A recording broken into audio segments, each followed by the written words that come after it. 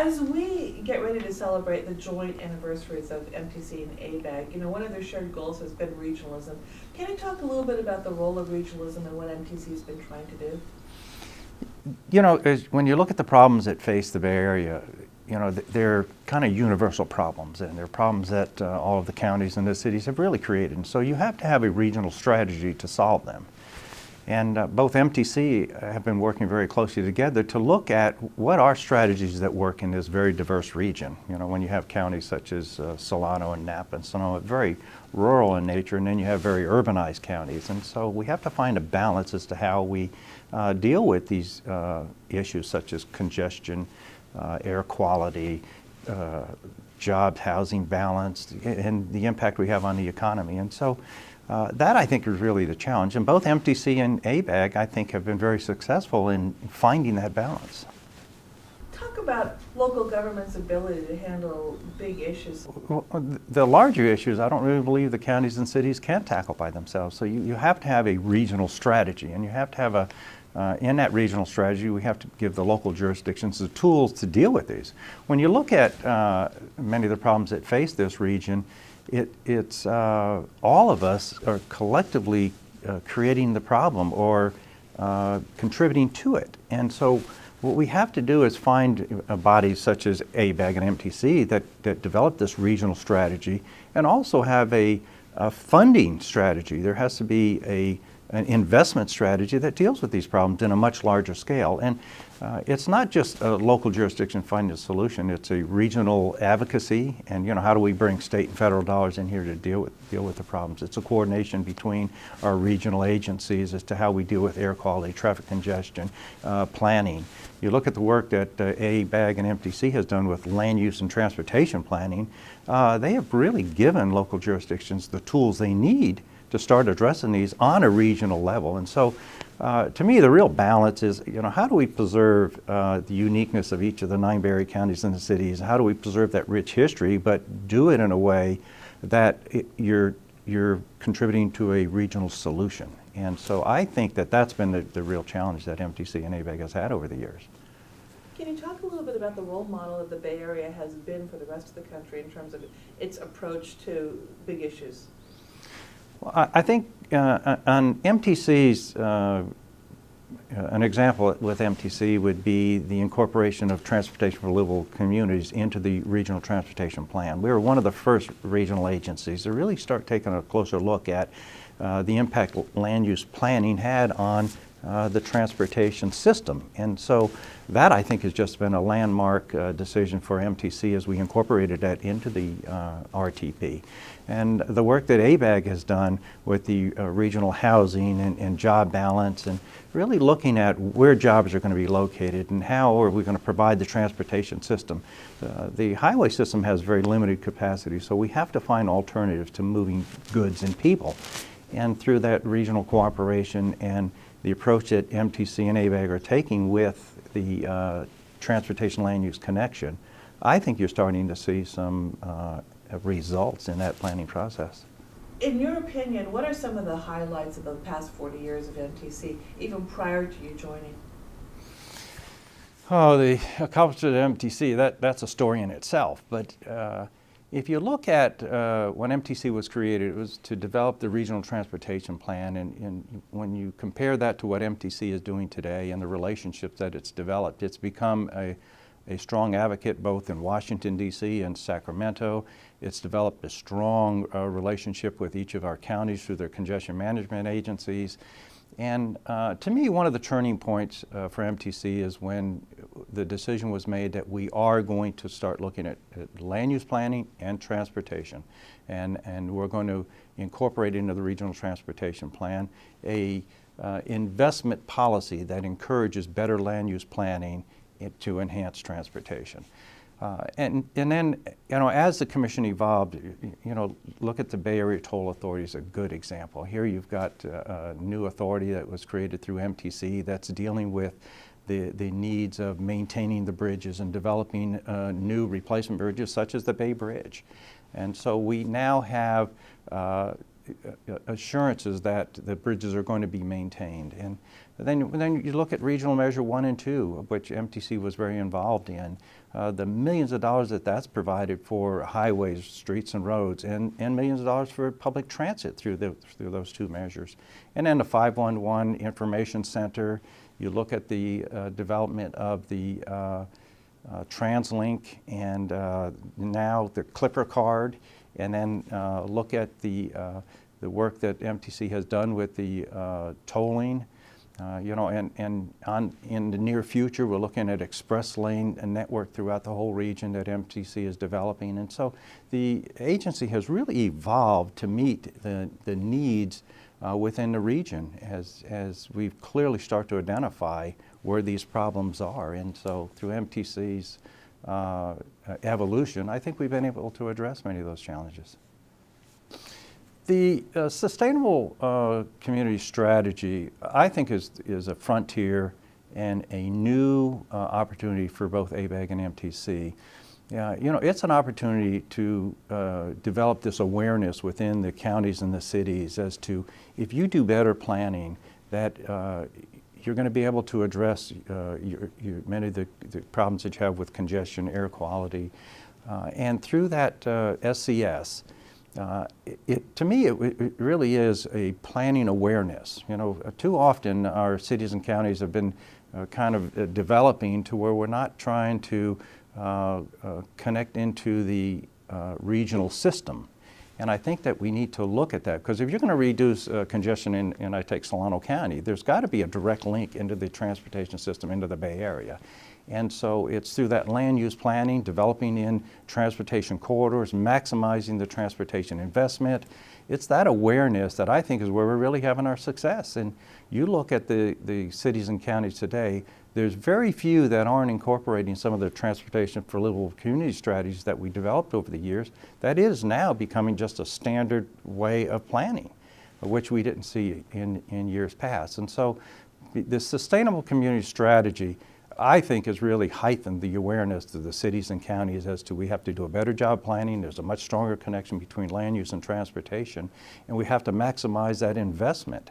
And so I'm seeing just a renewed interest and enthusiasm about a lot of the planning we're doing. And as we embark into the PDAs, both ABAG and MTC, ABAG's going to have to deal with the planning side of it, MTC is going to have to really focus on the investment side of it. And so through that cooperation, I think you're going to see some real positive changes in the region. The One Bay Area approach, I think we have to be careful that with that approach is that we clearly identify that it's part of a regional strategy to deal with the problems, that we're really not talking about changing the character of our various counties and cities throughout the region. That what we're trying to develop are the tools that the counties and cities can use to deal with these regional issues, because we all contribute to it.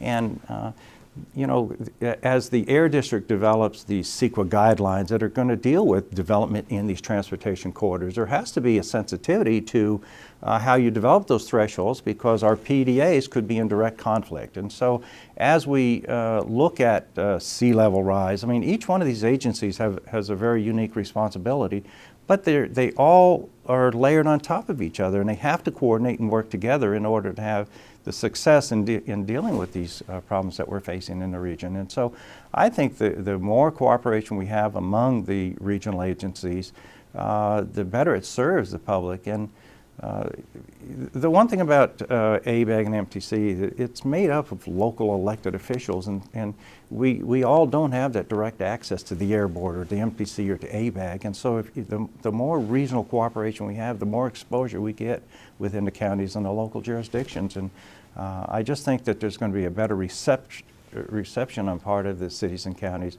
as to applying these principles and these strategies that are being developed if there's a better understanding. You know, as we developed these alternative mode strategies, the Transportation for Livable Communities, I felt was one of the landmark decisions that MTC made, because the local communities were finally becoming aware of the importance of this planning process. But where you focus the investment, you're going to have to look at where the jobs and housing are located, because if we're going to really invest the transportation dollars into these corridors, we have to make sure that we have the densities to support transit. We have to make sure that we develop the alternatives, walking, bicycle, the pedestrian movement. And also, I think there has to be a discussion about the efficiency, the use of the automobile. There has to be a much more efficient use of that, which I think we've been able to do. As you look at the development of the park and ride lots, you look at the HOV systems, you look at this upcoming express lane concept. Those are the tools that we're providing. And just look at the new Clipper card. Here I'm going to be able to get on a bus in Solano County, and I'm going to be able to get off of BART in San Francisco by just using one card. And that convenience and the fact that we're developing this seamless transportation system in the Bay Area, which we really haven't had. And it's through those types of programs I really think that people are becoming aware of and understanding the convenience of public transit. Have you been part of ABAG in your supervisorial career? Yes, I've served on ABAG's executive committee. I currently serve on ABAG's administrative committee, and I've been involved with ABAG for the past 20 years that I've been on MTC. I've had a very strong relationship, and that's another thing about when the Transportation for Livable Communities was being developed. We had to strengthen that relationship with ABAG because they had a lot of the responsibility of that planning process, and they had a direct connection to the local jurisdictions, which was really very important for that program to succeed. So looking back at the 50 years of ABAG, what are some of the highlights that stand out in your mind in terms of accomplishments?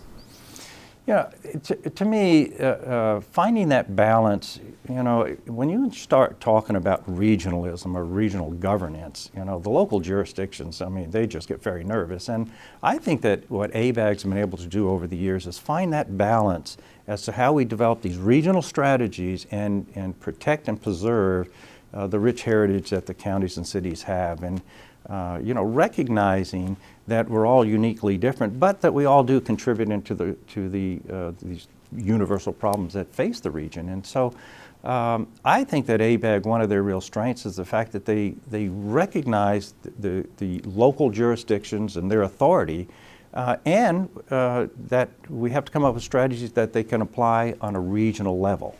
And so I think that's been one of ABAG's strengths, is that we preserve the uniqueness of the 9 Bay Area counties and cities, yet we're able to develop a regional strategy to deal with these universal problems. I think that, when you talk about accomplishments for ABAG, especially recently, is the aggressiveness that they have developed on the PDAs, the Planned Development Projects. I think that once those plans are developed, I think there are going to be examples throughout the region that we're going to be able to point to and say, this is an example of if you plan properly and you incorporate all of the various modes of transportation in this project, that you can sustain it. And to me, if there's any one area I think that ABAG is starting to excel is in the development of these PDAs and the sustainable strategies for our local jurisdictions. Well, as we look at the regional approach to solving problems, the problems have gotten really too big for one county or one jurisdiction to solve. And it's too complex. All of the counties and all the cities are contributing into the problem, and right now you have much different approaches to solving the problem. So where I see ABAG and MTC's role is developing the regional strategy and applying those strategies, and also as you develop those strategies, that you have a funding mechanism that helps implement it. And that's where I think the role of both MTC and ABAG will be in the future, is how we implement these strategies that are being developed. It's very easy to come up with plans and strategies that really don't go anywhere. But when you start implementing them, that's the real challenge. And That would be the challenge that I think faces both ABAG and MTC. And I think that if you focus those investments and you focus where your energies are and you start actually delivering projects that we can use as an example, I think you're going to see a lot more buy-in throughout the region, and I think you're going to see a lot more success.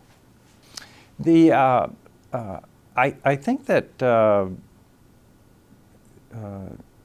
both ABAG and MTC have a very important role to play in this region, and I think that role is becoming more important. It's not being diminished.